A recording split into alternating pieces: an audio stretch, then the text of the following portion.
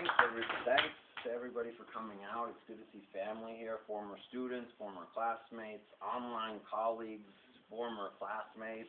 Yeah. Wow, family. Yeah, it's great. So this is my East Coast tour. I did Cambridge last night, which is amazing to get to read at this bookstore that I've been walking past since I was in 7th grade. And then to read there was really nice. We had a really interesting Q&A there last night.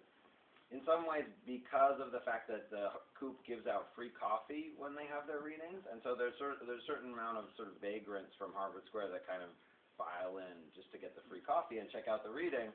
And so it was interesting. We can talk more about it, but it was interesting to see sort of their comments on this book because it deals with some of the lower class issues that people were having in Cambridge in the late 80s. So to hear their comments on it and to hear their comments on the African American community in Cambridge was interesting. So we'll be able, maybe we can talk about some of that tonight in the Q&A, or just talk about online podcasting and stuff like that, whatever you guys like. But I'm excited to be here tonight with Young Junius. We did a special edition of this book that we pre-sold online through my website in kind of a new publishing sort of move. Some of you guys got some of those that I'm related to. But for tonight, we have covers of the special edition that I can give to you guys for coming to the reading. So the special edition covers are a little bit different. We have this artwork on the back that was done by one of my listeners in North Carolina. And this artwork was done by a guy in Philadelphia who did the original artwork for Jack Wakes Up, Jerry Scullion. Originally, this cover was only going to be for the special edition, and we had a different cover for the other editions, the trade paperback and the regular hardcover. But we liked this one so much that we wound up just using it across the board. And today I got to actually stop by the Ringe Towers, which are the towers that this story takes place in predominantly. And it's changed. It's changed a lot. Last night I was speaking at Harvard a little bit, and this woman came up to me who was white and thinking, hey! You want to come stand up here? What the skulls for? What the skulls are for? So she came up to me and was like, this book takes place where I live, and she's like much fancier than the people who were living there in the late 80s when it was really a housing development. So now it's like part housing development, part low-income housing, and part something that looks fancier that we couldn't quite figure out. So further research to be done. But I'm excited to have a book that takes place in the late 80s, a time period that hopefully many of you are happy and familiar with. There's some pictures in the special edition. I was going to try to get my friend, the famous photographer, to do some, but instead I had to take some of them myself.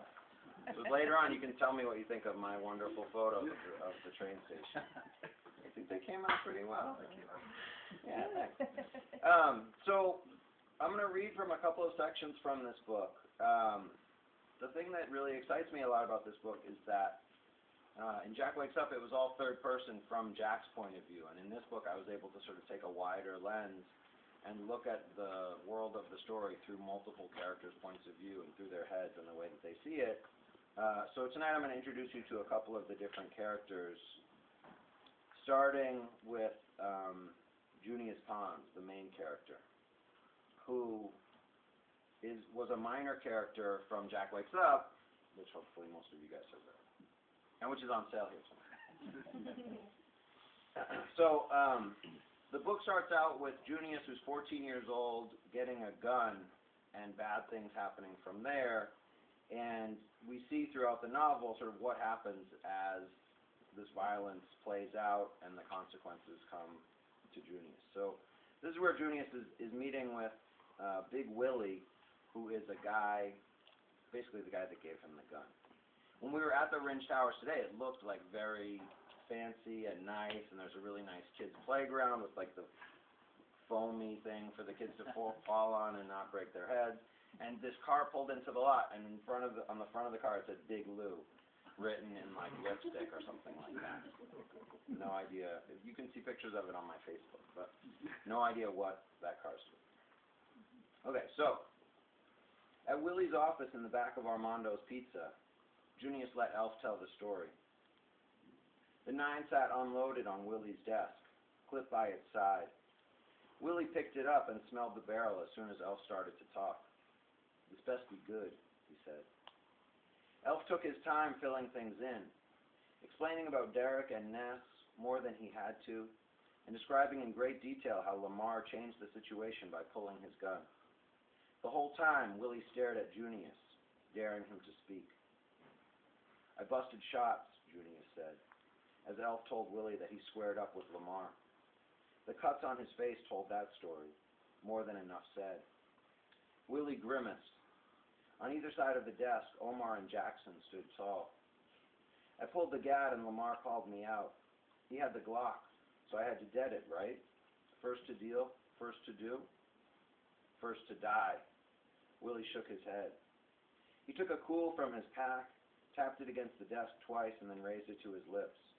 Jackson leaned down with the lighter. As Willie exhaled, he sat back in his chair. "What you learn?" He knew who killed Temple, said one of his boys. Willie nodded and took a long drag that showed his teeth. "Then it's not all a loss. But we need to go up to the towers and ask Marlene now, right?" Willie shook his head. He asked Omar and Jackson, "You want to visit Oracle?" They both shook their heads like they'd rather go clean an apartment. "Exactly," Willie said, tilting all the way back and running his fingers up the cigarette. When he got to the top, he started to play with the lit cherry, touching and shaping it with the tips of his fingers. "You play with fire?" Junius waited. Jackson crossed his arms and stared at where Junius sat. It felt like Jackson looked right through him, as if all he could see was the chair. "You do this for temp?" Jackson asked. "Because that can't be stopped now." "Is he all right?" I'm not going to use any. I wouldn't use any. No F word. Or ethics. Any others? I've got one. It's a little color for the guy.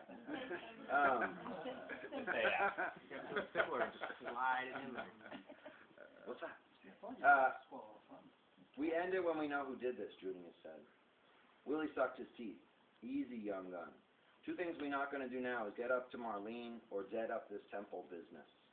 They took one of ours, now we took one of theirs. You did good." He nodded. "Now it's done." Elf looked at Junius out of the side of his eyes. But they're going to come back now.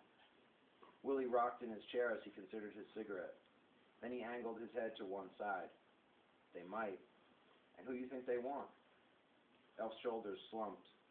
Junius sat up straighter. "That's why we go to Marlene. We ask her to oracle this up and speak on Temple. She tell us what needs doing and then Rock fall into line. He can't fight her judgment." Elf looked at Junius but stayed quiet. Willie didn't move for what seemed a long time. When he did, he looked at his boys first and then at Junius. He raised his eyebrows. "Two things. One is how this look about Lamar. Rock's boys come to me in peace asking about one of their own. I got to speak on it. Other is, if you're doing this still for Teal Square, I give it to you. But this get much bigger and none of us sell. This ain't about money then, if it is now." Junius knew the next question as sure as he knew Lamar was dead. "What do you tell Rock's crew then, when they come to ask?" If they wanted him, Teal Square or nothing, it wouldn't matter. Junius wouldn't have the weight to fight back, and Willie knew it. Willie stretched all the way forward across his desk, took a last hard drag from the cigarette and ground it out in a glass ashtray. He let the smoke out through his nose like an angry bull and stared Junius down.